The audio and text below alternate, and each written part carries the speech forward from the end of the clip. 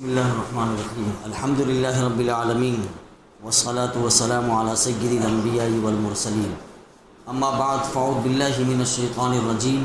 بسم اللہ الرحمن الرحیم۔ آپ حضرات کے سامنے قرآن کریم کے واقعات بیان کیے جا رہے ہیں۔ رمضان المبارک کی مناسبت سے یہ قرآن کریم کے واقعات بیان ہو رہے ہیں، کیونکہ رمضان اور قرآن دونوں کا ایک دوسرے سے خاص تعلق ہے، خاص مناسبت ہے۔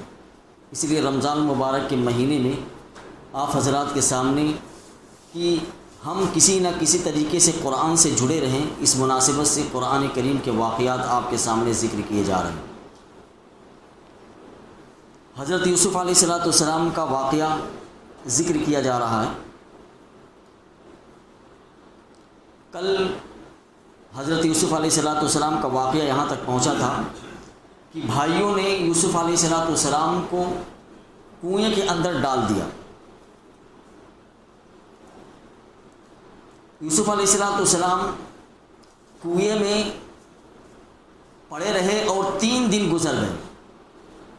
اس کنویں میں 3 دن گزر گئے۔ خوش قسمتی سے ایک قافلہ وہاں سے گزر رہا تھا۔ قافلے والوں نے وہاں پہلے زمانے میں عادت ہوتی تھی، پانی دور کا سفر ہوتا تھا تو پانی ساتھ لے کر جو چلتے تھے وہ راستے میں ختم ہو جاتا تھا، تو راستے میں دیکھتے تھے کوئی کنواں وغیرہ ہے کہ نہیں، تو وہاں سے وہ پانی بھر لیا کرتے تھے پینے کا۔ تو قافلہ وہاں سے گزر رہا تھا، تو قافلے کا جو سردار تھا، سالار جو تھا، اس نے کہا کہ دیکھو یہاں آس پاس کوئی کنواں ہے، اگر ہو تو پانی پینے کا انتظام کیا جائے۔ الغرض جو ہے سردار نے کہا کہ پانی تلاش کرو، تو جو قافلے میں اور موجود لوگ تھے انہوں نے پانی کی تلاش میں ادھر ادھر اپنی نظریں انہوں نے دوڑائیں، اور ایک جگہ جو ہے ان کی نظر کنویں پر پڑی جو غیر آباد کنواں تھا۔ قریب پہنچے تو دیکھا کہ واقعتاً یہاں جو ہے کنواں ہے، اور اس میں پانی لینے کے لیے انہوں نے اپنا ڈول جو ہے اس میں لٹکا دیا۔ قرآن کریم کہتا ہے کہ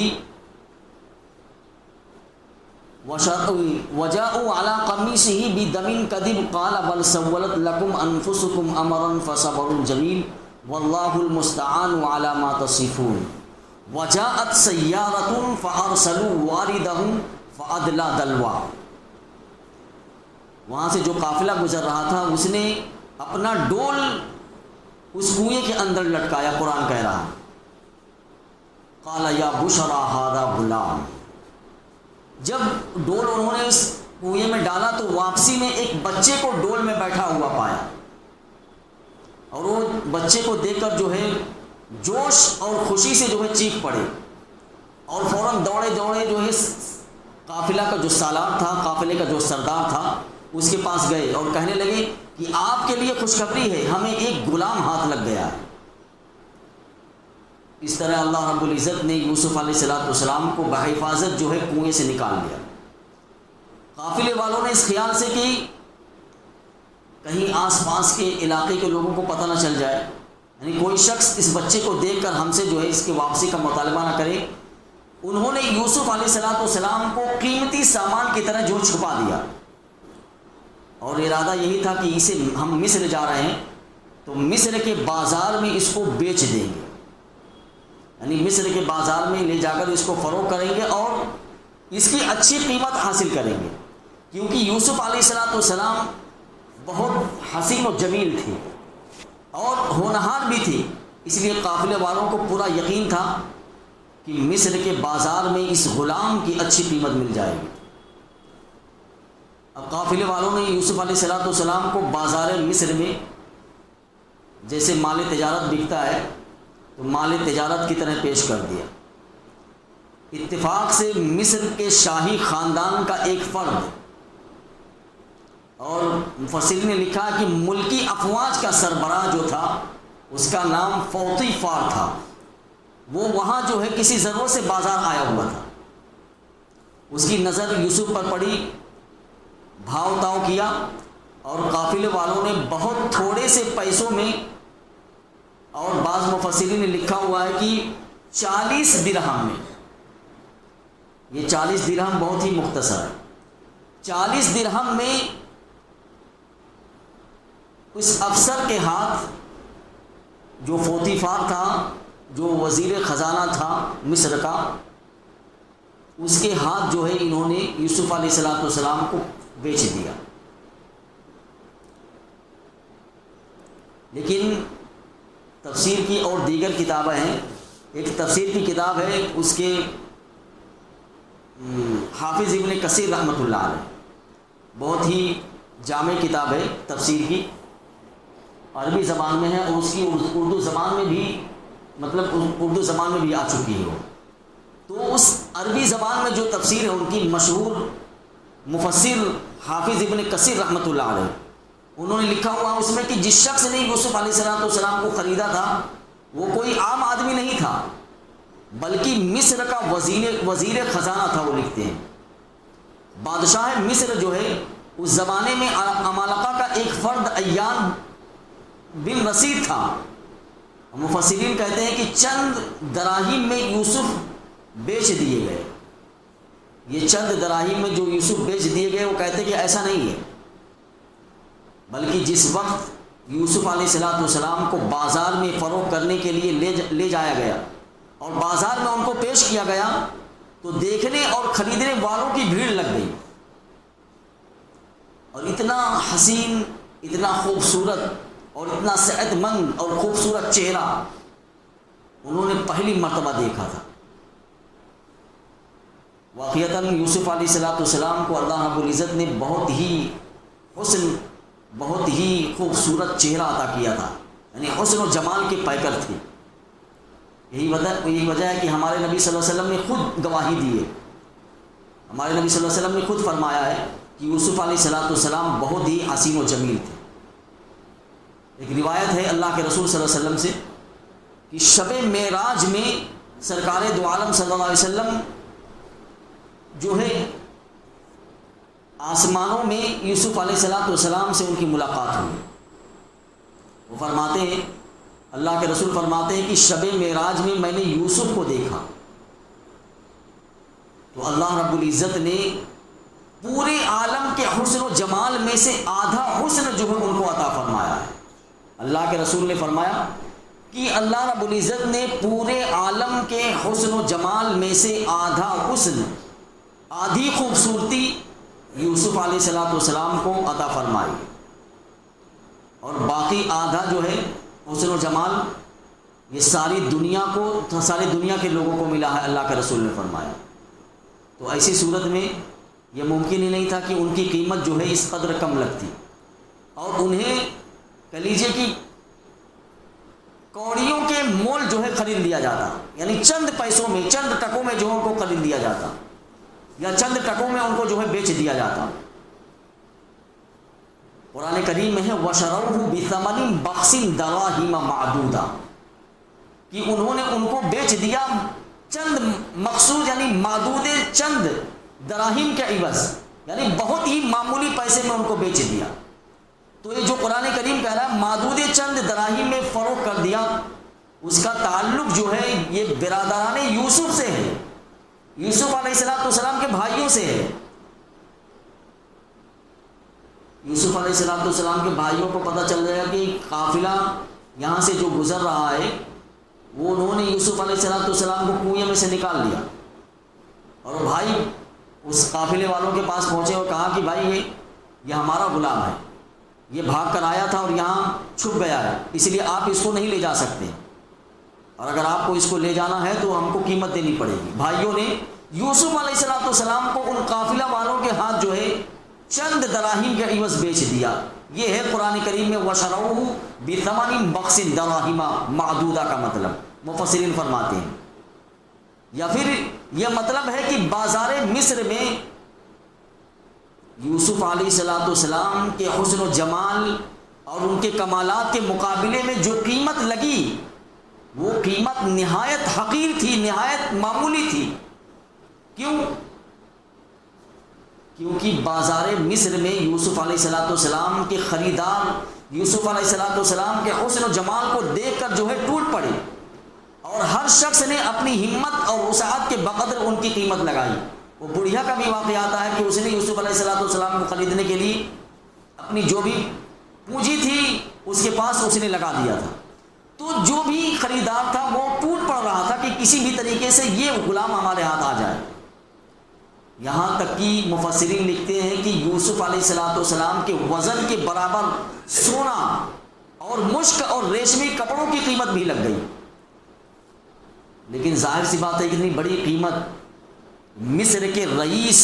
اور فوجی سربراہ اور وزیر خزانہ کے سوا کوئی نہیں عطا کر سکتا تھا۔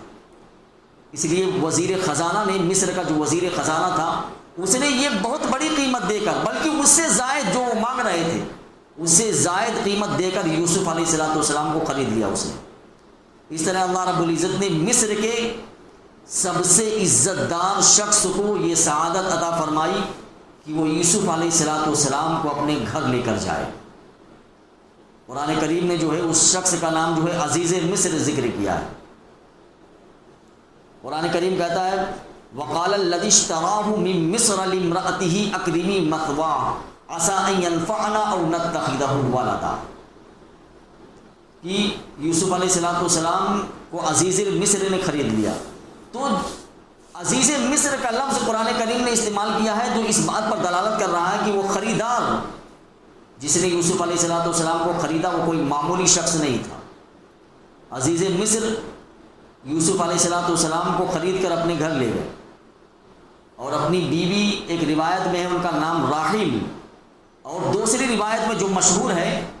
ان کا نام جو ہے زلیخا لکھا ہوا ہے۔ اپنی بیوی زلیخا کو بتلایا کہ اس لڑکے کو جو میں بازار سے اس کو خرید کر لا رہا ہوں، دیکھو کتنا حسین و جمیل ہے، اور یہ کوئی معمولی غلام نہیں ہے، اس کی اچھی طریقے سے تم دیکھ بھال کرنا، اس کے ساتھ جو ہے عزت اور احترام سے پیش آنا۔ ہو سکتا ہے کہ اس بچے کی، اس غلام کی ذات سے ہمیں کوئی فائدہ پہنچے، اور یہ بھی ممکن ہے کہ ہم جو ہے اس کو اپنا بیٹا بنا لیں۔ یوسف علیہ السلام اس طرح جو ہے اللہ رب العزت نے ان کو ایک اچھا گھرانہ عطا کیا، یعنی یوسف علیہ السلام کو ایک اچھا گھرانہ، ایک اچھا خاندان مل گیا جہاں انہوں نے گھر کے ایک بچے کی طرح جو پرورش پائی۔ لیکن عزیز مصر کی جو بیوی تھی، عزیز مصر کی بیوی کے ارادے کچھ ٹھیک نہیں لگ رہے تھے، بلکہ اس کے ارادے کچھ اور ہی تھے۔ دیکھیے کنویں میں یوسف علیہ السلام کو ڈالے جانے اور والد سے جدا ہو کر مصر میں آ جانے کے بعد اب یوسف علیہ السلام کی آزمائش اور ان کے امتحان کا دوسرا دور شروع ہو رہا ہے۔ جیسا کہ میں نے عرض کر چکا ہوں کہ یوسف علیہ السلام کی خوبصورتی کا یعنی کوئی ہمسر نہیں تھا، یعنی یوسف علیہ السلام کے حسن و جمال کا کوئی ہمسر نہیں تھا۔ لیکن جیسے ہی آپ جوانی کی دہلیز پر پہنچے، یوسف علیہ السلام نے جوانی کے دہلیز پر جیسے ہی قدم رکھا تو یہ حسن و جمال جو ہے، یہ خوبصورتی اور نکھر گئی، اور یہی خوبصورتی عزیز مصر کی بیوی کو اس بات پر اس نے مجبور کر دیا کہ یوسف علیہ السلام کو اپنا دل دے بیٹھے۔ یعنی عزیز مصر کی بیوی ان کی جوانی اور خوبصورتی کو دیکھ کر اپنے دل پر قابو نہ رکھ سکی، وہ چاہتی تھی کہ ان سے اپنا مطلب نکال لے۔ اس ارادے سے اس نے یوسف علیہ السلام کو اپنے کمرے میں بلایا۔ قرآن کہتا ہے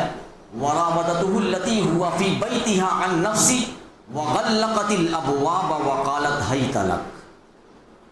عزیز مصر کی بیوی نے، قرآن کہہ رہا ہے کہ یوسف علیہ السلام کو اپنے کمرے میں بلایا، اور بلا کر جو ہے سارے دروازے، وَغَلَّقَتِ الْأَبْوَابَ وَقَالَتْ هَيْتَ لَكَ، جتنے دروازے تھے اس محل میں سارے دروازوں کو بند کر دیا اور تالا لگا دیا اسے، اور یوسف علیہ السلام سے دروازے میں تالا لگانے کے بعد اپنے صوفے پر بیٹھ گئی، بیڈ پر جو بھی تھا وہاں بیٹھ کر کہنے لگی کہ آؤ یوسف میرے پاس آؤ، آ جاؤ۔ وقالت حیت لک، قرآن کہہ رہا ہے وہ کہہ رہی تھی کہ آؤ میں تمہارے لیے تیار ہوئی ہوں۔ یعنی عزیز مصر کی بیوی نے یوسف علیہ السلام کو برائی کی دعوت دی۔ یوسف علیہ السلام نے اس پیشکش پر پہلے تو اللہ سے معافی مانگی، اور دراصل اللہ ہی کی معافی کی مدد سے اور اللہ ہی کی توفیق سے آدمی جو ہے گناہوں سے محفوظ رہتا ہے۔ اللہ کی اگر مدد نہ ہو، اللہ کی اگر توفیق نہ ہو تو پھر انسان گناہ سے نہیں بچ سکتا ہے۔ اللہ ہی کی مدد ہوتی ہے، اللہ ہی کی توفیق ہوتی ہے، جس کی بنا پر انسان گناہوں سے محفوظ رہتا ہے۔ اس کے بعد یوسف علیہ السلام نے عزیز مصر کی بیوی سے کہا کہ دیکھو مجھے تمہارے شوہر نے یعنی عزیز مصر نے مجھے پناہ دے رکھی ہے اور اچھا ٹھکانہ مجھے دیا ہے رہنے کے لیے، اور اس نے میری بہترین پرورش کی ہے۔ میں ایسے محسن کی بیوی کے ساتھ غلط کام نہیں کر سکتا ہوں۔ اگر میں ایسے محسن کی بیوی کے ساتھ یہ غلط کام کروں گا تو بہت بڑا ظلم ہوگا، اور یہ ظلم اللہ رب العزت کو پسند نہیں ہے، اور ظلم کرنے والے کبھی فلاح نہیں پاتے۔ انہ لا یفلح الظالمون۔ یوسف علیہ السلام نے کہا قال معاذ اللہ انہ ربی احسن مثواہ انہ لا یفلح الظالمون۔ آپ کے شوہر نے تو مجھے پناہ دے رکھی ہے، وہ میرے محسن ہیں، اگر میں نے ان کی بیوی کے ساتھ برائی کا ارادہ کیا تو میں بہت بڑا ظالم بن جاؤں گا، اور اللہ ظلم کرنے والوں کو پسند نہیں کرتا ہے۔ بہرحال یا تو پھر یوسف علیہ السلام مفسرین کہتے ہیں یہ کہا ہو کہ اللہ رب العزت نے مجھے اچھا ٹھکانہ دیا ہے، میں اس کی نافرمانی کر کے ایسے گناہ میں مبتلا نہیں ہو سکتا ہوں، یعنی کیسے میں اللہ کی نافرمانی کر سکتا ہوں؟ اگر میں نے اللہ کی نافرمانی کی تو یہ سراسر ظلم ہوگا۔ یوسف علیہ السلام کی مراد کچھ بھی رہی ہو، مگر انہوں نے خود کو بچائے رکھا گناہ سے۔ زلیخا نے بہت چاہا کہ ان کو گناہ کی طرف بلائے، بہت ہی منت سماجت کی، ان کو ڈرایا بھی، ان کو دھمکایا بھی اور لالچ بھی دیا، لیکن یوسف علیہ السلام اپنی جگہ جو ہے ثابت قدم رہے۔ جب زلیخا کا جو ہے اصرار بڑھا اور یوسف علیہ السلام کے سامنے کوئی راستہ نہیں بچا، تو اس کمرے سے خلوت گاہ سے یوسف علیہ السلام دروازے کی طرف بھاگ نکلے، یعنی اپنے آپ کو گناہ سے بچانے کے لیے دروازے کی طرف، حالانکہ انہیں پتہ ہے کہ دروازے میں تالے لگے ہوئے ہیں، لیکن پھر بھی انہوں نے کوشش کی گناہ سے بچنے کی اور دروازے کی طرف دوڑ لگا دی انہوں نے۔ عزیز مصر کی بیوی بھی ان کے پیچھے دوڑی، یہاں تک کہ پیچھے سے ان کا کرتا جو ہے پکڑ لیا یوسف علیہ السلام کا، اور اتنے زور سے پکڑا کہ کرتا بھی پھٹ گیا یوسف علیہ السلام کا پیچھے سے، اور پھٹا ہوا ٹکڑا جو ہے وہ عزیز مصر کی بیوی کے ہاتھ میں آ گیا۔ مفسرین لکھتے ہیں کہ جب یوسف علیہ السلام دروازے کی طرف پہنچ گئے، حالانکہ دروازے پر تالے پڑے ہوئے تھے، تو اللہ رب العزت نے اپنی قدرت سے یوسف علیہ السلام جیسے ہی دروازے کی طرف دوڑے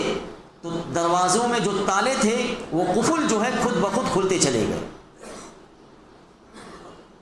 بعض روایت میں ہے کہ 7 دروازوں کے اندر یوسف علیہ السلام کو بلایا تھا اس نے، یعنی 7 دروازے تھے اور 7 دروازوں میں تالے لگے ہوئے تھے، اور 7 کے 7 دروازوں میں تالے اللہ رب العزت کی قدرت سے کھلتے چلے گئے، اور آخری دروازے سے باہر یوسف علیہ السلام جیسے ہی نکلے تو سامنے عزیز مصر کھڑا ہوا تھا، یعنی دروازے پر جو ہے عزیز مصر موجود تھا۔ اب دروازے کے باہر یعنی آگے آگے یوسف علیہ السلام اور پیچھے پیچھے زلیخا جو ہے دوڑتی ہوئی آ رہی ہے۔ دروازے کے باہر اپنے شوہر کو کھڑا دیکھ کر زلیخا جو ہے سٹپٹا گئی۔ ایسے موقع پر جو ہے انسان سٹپٹا ہی جاتا کہ میں دیکھو گناہ کرنے جا رہی تھی اور یہ میرا شوہر یہاں سامنے موجود ہے۔ تو اپنے شوہر کو دیکھ کر تھوڑی سی سہم گئی وہ، لیکن اس سے پہلے کہ یوسف علیہ السلام کچھ کہتے اس نے مکاری شروع کر دی. اس نے مکاری سے کہنا شروع کر دیا کہ بتاؤ، یعنی اپنے شوہر سے کہا کہ بتاؤ عزیز مصر کہ اس شخص کی کیا سزا ہونی چاہیے جو تمہاری بیوی کے ساتھ برائی کا ارادہ رکھتا ہو. یعنی خود اس نے یوسف علیہ السلام کو الٹا پھنسا دیا. اس نے کہا کہ ایسے شخص کو یا تو قید کر دیا جائے یا کسی دردناک عذاب میں اس کو مبتلا کر دیا جائے. یوسف علیہ السلام نے اپنی صفائی میں عزیز مصر کے سامنے کہا کہ میری کوئی غلطی نہیں ہے، اور خود اسی نے ہی مجھے بہکانے کی کوشش کی ہے، تمہاری بیوی نے مجھے اورغلانے کی کوشش کی ہے. یہ بحث چل رہی تھی، دونوں اپنی اپنی صفائی پیش کر رہے تھے اور اختلاف پیدا ہو گیا، اور لوگ جو ہے دربار میں اکٹھے ہونے لگے اور معاملہ حل نہیں ہو رہا تھا کہ آخر غلطی کس کی ہے. تو ایسے موقع پر اللہ رب العزت اپنی نبی کی مدد فرماتے ہیں. اللہ رب العزت نے اپنی قدرت سے عزیز مصر کے دربار میں ایک دودھ پیتا بچہ تھا، شیر خوار بچہ. اللہ رب العزت نے اس بچے کو قوت گویائی یعنی بولنے کی صلاحیت عطا کی، اور اس بچے نے جب یہ بحث ہو رہی تھی اس شیر خوار بچے نے یہ گواہی دی اور یہ فیصلہ کیا کہ دیکھو بحث کرنے سے کوئی فائدہ نہیں ہے، میں ایک فیصلہ کرتا ہوں. سب سے پہلی بات تو یہ ہے کہ پہلے یہ دیکھو کہ یوسف کی قمیص آگے سے پھٹی ہے کہ پیچھے سے پھٹی ہے. یعنی یوسف علیہ السلام کی قمیص کس طرف سے پھٹی ہے؟ اگر وہ آگے کی طرف سے یعنی سامنے سے پھٹی ہے تو یہ عورت جو تمہاری بیوی ہے یہ سچی ہے اور یوسف جھوٹ بول رہے ہیں. اور اگر یوسف کی قمیص جو ہے پیچھے سے پھٹی ہے تو پھر یوسف سچے ہیں اور یہ عورت جھوٹ بول رہی ہے. یہ تم دیکھ لو اور فیصلہ کر لو. تو عزیز مصر نے دیکھا تو واقعتاً قمیص جو ہے وہ پیچھے سے پھٹی ہوئی تھی، یعنی پیچھے سے چاک تھی وہ. اس کا مطلب یہ ہے کہ عورت ہی جو ہے اقدام کر رہی تھی، یعنی یہ عورت ہی کی غلطی ہے، اور یوسف علیہ السلام مدافعات کر رہے تھے اور بھاگ رہے تھے پیچھے سے. اس وجہ سے زلیخا نے جو ان کے کرتے کو پکڑا ہے تو یوسف علیہ السلام کی صداقت کا جو ہے ثبوت مل گیا. اس بچے نے گواہی دی اور اس گواہی کے مطابق جو ہے فیصلہ ہو گیا.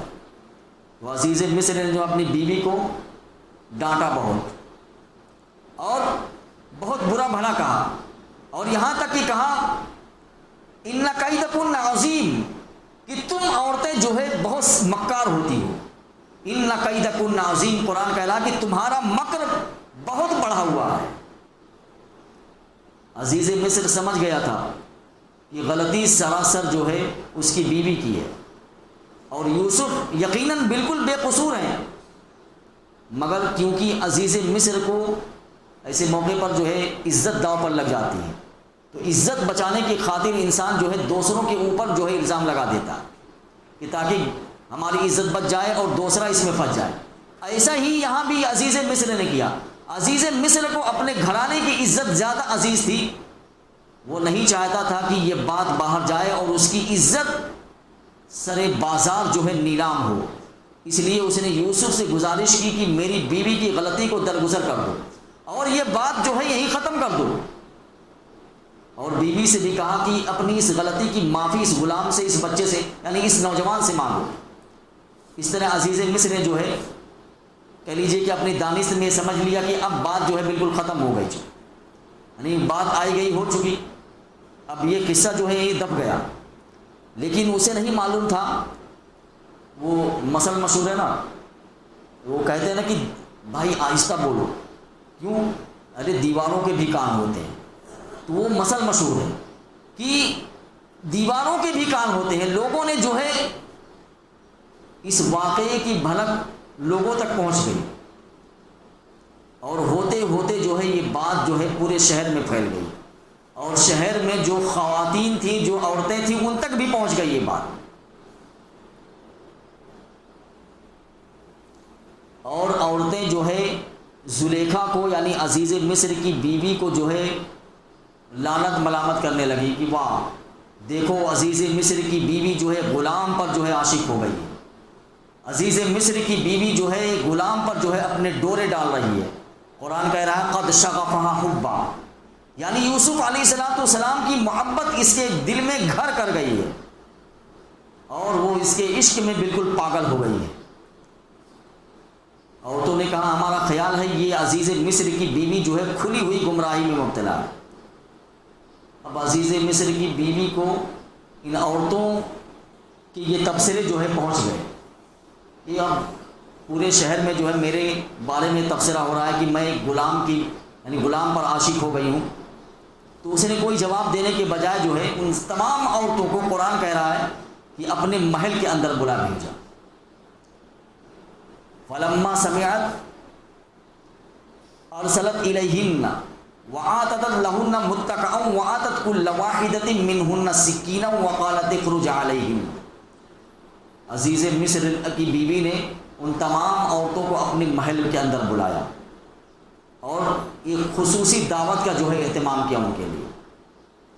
اور میزیں سجائی گئیں، میزیں لگائی گئیں اور پھلوں کے ساتھ جو ہے چھری اور کانٹے بھی رکھ دیے گئے۔ جب تمام انتظامات مکمل ہو گئے اور تمام جو مدعو خواتین تھیں جن کو عزیز مصر کی بیوی نے بلایا تھا، جب وہ تمام اپنی نشستوں پر آ کر بیٹھ گئیں، یعنی اب دعوت اہتمام شروع ہونے والا ہے، تو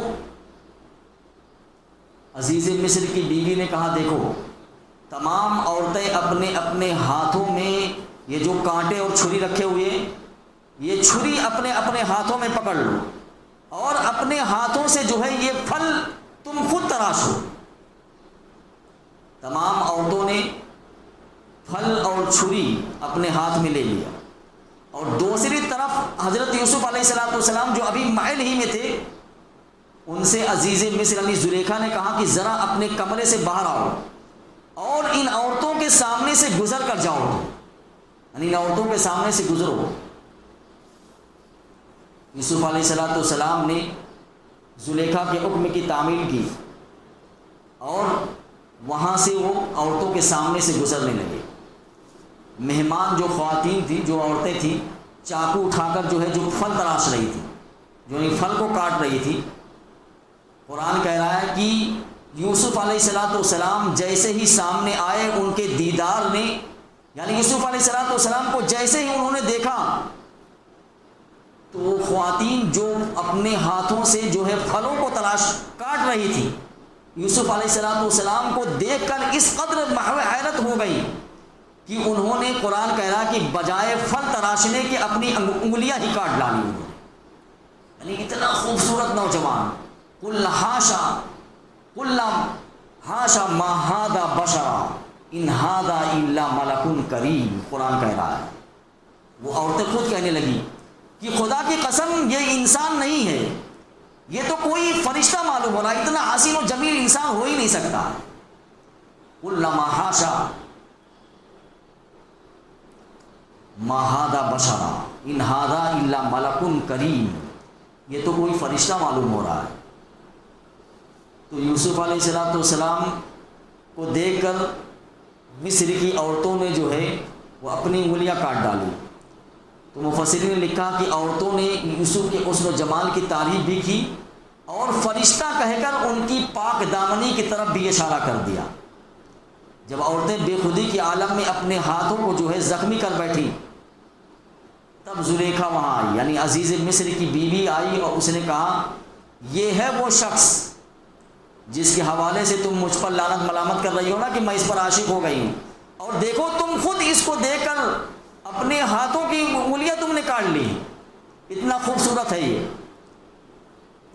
یقیناً میں نے اسے گناہ پر آمادہ کرنا چاہا تھا، عزیز مصر کی بیوی نے عورتوں سے کہا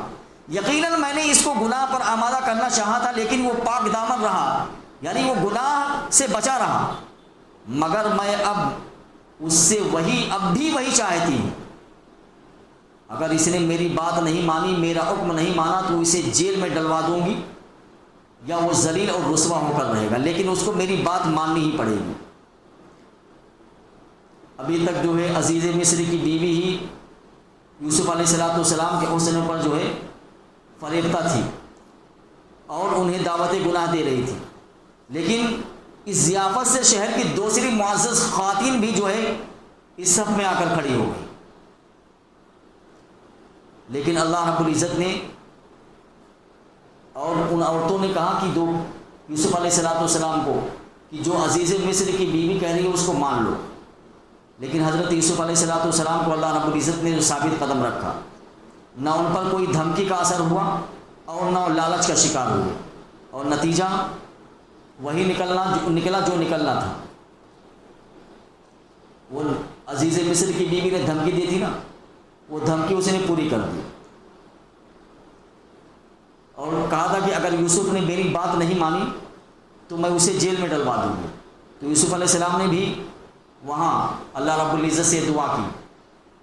قال رب السجن احب الی مما یدعوننی الیہ۔ اللہ رب العزت سے یوسف علیہ السلام نے دعا کی کہ اے اللہ، یہ عورتیں جو ہے مجھے جس گناہ کی طرف بلا رہی ہیں، اس گناہ سے بہتر یہ ہے کہ میں قید خانے میں میں جیل چلا جاؤں، یعنی یہ قید خانہ مجھے اس گناہ سے زیادہ پسندیدہ ہے۔ تو کہاں ہے میرے رب، جس چیز کی طرف یہ عورتیں مجھے بلا رہی ہیں اس کے مقابلے میں قید خانہ مجھے زیادہ پسند ہے۔ تو اللہ تعالیٰ نے یوسف کی دعا اس طرح قبول کی کہ عزیز مصر کے دل میں اللہ رب العزت نے بات ڈال دیا کہ وہ یوسف علیہ السلام کو قید خانے میں ڈلوا دے۔ حالانکہ وہ عزیز مصر جو بادشاہ جو وزیر خزانہ تھا وہ جانتا تھا کہ یوسف جو ہے بے قصور ہے، اور یوسف علیہ السلام بے گناہ ہے، ساری غلطی جو ہے اس کی بیوی کی ہے، لیکن وہی ہوتا نا کہ معاشرے میں اپنی جھوٹی شان کو برقرار رکھنے کے لیے آدمی ایسی حرکت کرتا ہے۔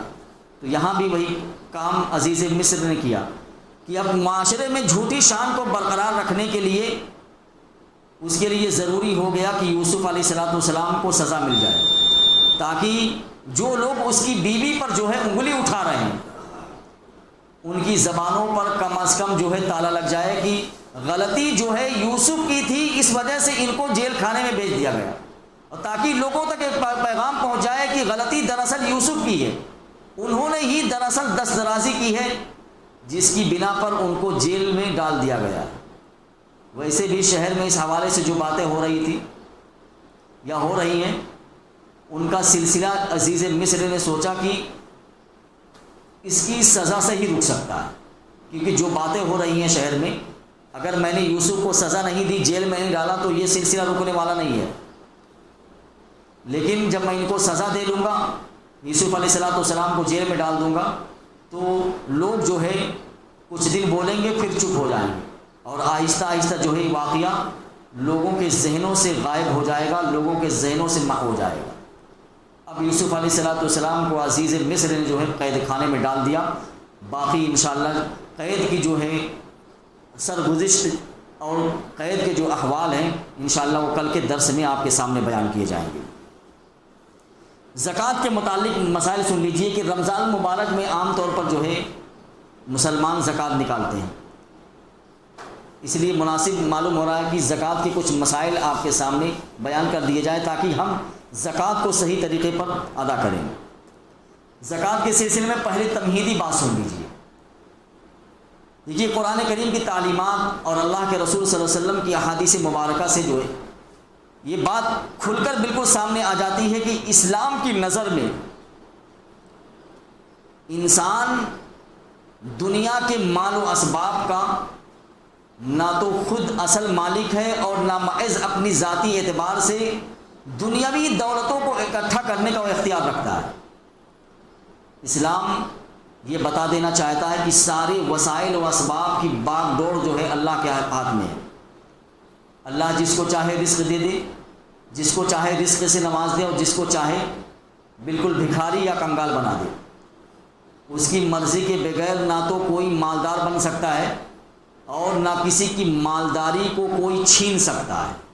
اللہ رب العزت نے خود قرآن کریم میں فرمایا، اللہ یبسط الرزق لمن یشاء ویقدر، اللہ جس کے لیے چاہتا ہے رزق کو کشادہ کر دیتا ہے، اور جس کے لیے چاہتا ہے رزق کو تنگ کر دیتا ہے، یعنی اس کو کنگال کر دیتا ہے۔ الغرض جو ہے مالداری اور تنگ دستی، یہ محض اللہ کے اختیار میں ہے۔ جب مالداری اور تنگ دستی یعنی غریبی اللہ کے اختیار میں ہے تو مالداروں کو اپنی دولت پر گھمنڈ اور غرور کرنے کا قطعاً کوئی حق ہی نہیں ہے۔ یہ نہیں کہ میں نے یہ مال اپنے عقل سے، اپنی دماغ سے اور اپنی ترکیب سے میں نے اس کو کمایا ہے، یہ نہیں ہونا چاہیے۔ کیوں؟ کیونکہ اللہ تعالیٰ اگر چاہے تو انہیں جو اپنے آپ کو بہت مالدار کہتے ہیں اور گھمنڈ کرتے ہیں مال پر، ایک ہی لمحے میں جو ہے ان کو نان شبینہ کا محتاج بنا سکتا ہے۔ قرآن کریم میں ہے ما یفتح اللہ للناس من رحمت فلا ممسک لہا وما یمسک فلا مرسل لہ من بعدہ، کہ اللہ جو رحمت لوگوں کے لیے اگر رحمت کا کوئی دروازہ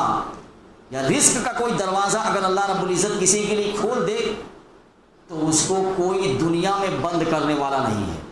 اور جس کے لیے اللہ رب العزت رحمت کا دروازہ بند کر دے تو اس کا کوئی جاری کرنے والا نہیں ہے، اس کو کوئی کھولنے والا نہیں ہے۔ تو اب ہر مسلمان خصوصاً ایمان والے جو ہے، جو انسان ہے یا ایمان والے خصوصاً ان کے پیش نظر یہ بات رہنی چاہیے کہ انہیں جو بھی دولت اور ثروت ملی ہے اس کا اصل مالک اللہ رب العزت ہے۔ اصل مالک وہ خود نہیں ہے بلکہ اللہ رب العزت ہی مالک حقیقی ہے، اور اس نے محض اپنے فضل و کرم سے اپنی ملکیت میں ہم کو جو ہے بطور نیابت تصرف کرنے کا حق دے رکھا ہے۔ جب اللہ ہی اس کا مالک ہے اور اس کی قدرت پر ہی ہمیں یہ مال نصیب ہوا ہے، ہمیں نعمت میسر ہوئی ہے، تو اگر اللہ اپنے بندوں کو یہ حکم دیتا کہ وہ اپنا سارا مال اللہ کی راہ میں لٹا دو تو پھر ہمیں شکایت یا اعتراض کا کوئی موقع نہیں تھا۔ کیوں؟ کیونکہ اسی کی چیز تھی۔ اب جب اس کی چیز ہے تو جہاں چاہے اور جتنی چاہے وہ خرچ کروا لے، مگر یہ بھی اللہ کا فضل ہے کہ اس نے جہاں خرچ کرنے کا حکم دیا ہے وہاں پورا مال نہیں بلکہ کچھ حصہ خرچ کرنے کا حکم دیا ہے۔ جہاں جہاں اللہ رب العزت قرآن کریم میں فرما رہے ہیں کہ میرے راہ میں مال خرچ کرو، وہاں اللہ رب العزت فرماتے ہیں کہ پورا مال نہیں بلکہ من کے ذریعے سے اللہ رب العزت بتا رہے ہیں کہ تھوڑا سا مال اللہ کے راستے میں خرچ کرو، یعنی ہم تم سے پورا مال نہیں مانگ رہے ہیں بلکہ ہم نے جو کچھ دیا ہے اسی میں سے تھوڑا سا حصہ بھی میری راہ میں دو، تاکہ جو ہے دینے والے کا بوجھ جو ہے تھوڑا سا ہلکا ہو جائے۔ اس لیے اللہ رب العزت نے پورا مال دینے کا حکم نہیں دیا۔ اور ایک بات اور ہے، ہمیں تو اللہ رب العزت کا شکر ادا کرنا چاہیے۔ دیکھیے پہلے زمانے میں اللہ رب العزت کے راستے میں جو ہے زکوٰۃ کی یا صدقے کی قبولیت کی نشانی یہ ہوتی تھی کہ صدقہ کا مال یہ اللہ کے یہاں قبول ہے یا قبول نہیں ہے یہ پتہ چل جاتا تھا۔ تو صدقہ کا مال کسی جگہ جو ہے رکھ دیا جاتا تھا، اور آسمان سے کوئی آگ آتی تھی اور اس صدقے کے مال کو جلا کر بھسم کر دیتی تھی، اور اگر آسمان سے آگ آئی اور اس صدقے کے مال یعنی کوئی انسان صدقہ نکالنا چاہتا تو اس کو میدان میں لے جا کر رکھ دیتا تھا کہ اللہ کے نام پر یہ صدقہ ہے، اور آسمان سے ایک آگ آتی اور اس کو جلا دیتی تھی، تو یہ پتہ چل جاتا تھا کہ یہ جو ہے اس کا صدقہ جو ہے اللہ کے یہاں قبول ہو گیا۔ حضرت آدم علیہ السلام کے واقعے میں بھی ان کے بیٹوں کا جو دو واقعہ قرآن کریم میں مذکور ہے اس میں بھی اللہ رب العزت نے جو ہے اس کی طرف اشارہ فرمایا ہے۔ اللہ رب العزت فرماتے ہیں اذ قربا قربانا فتقبل من احدهما ولم يتقبل من الاخر، کہ جب دونوں نے اللہ کے نام کی ایک ایک نیاز پیش کی اور ان میں سے ایک کی نیاز یعنی قربانی قبول ہو گئی اور دوسرے کی قبول نہیں ہوئی۔ حضرت آدم علیہ السلام کے دو بیٹے یعنی حابیل اور قابیل، ان دونوں کے درمیان میں اختلاف ہو گیا۔ اختلاف اسی بات میں تھا، ایک کہہ رہا تھا کہ میں اس لڑکی سے شادی کروں گا، ایک اور کہہ رہا تھا دوسرا میں اس لڑکی سے شادی کروں گا۔ تو اصل میں وہ بات ذرا تفصیل سے ہے، بس اسی مسئلے میں یعنی نکاح کے مسئلے میں، شادی کے مسئلے میں اختلاف ہو گیا۔ تو حضرت آدم علیہ السلام نے ان سے فرمایا کہ ٹھیک ہے، تم دونوں اللہ کے دربار میں جو صدقہ پیش کرو، جس کا صدقہ قبول ہوگا وہی حق پر سمجھا جائے گا۔ چنانچہ حابیل نے اور قابیل نے، دونوں نے اللہ کے راہ میں جو ہے اپنی قربانی پیش کی۔ لکھا ہوا کہ حابیل نے بکری کا جو ہے بچہ پیش کیا جو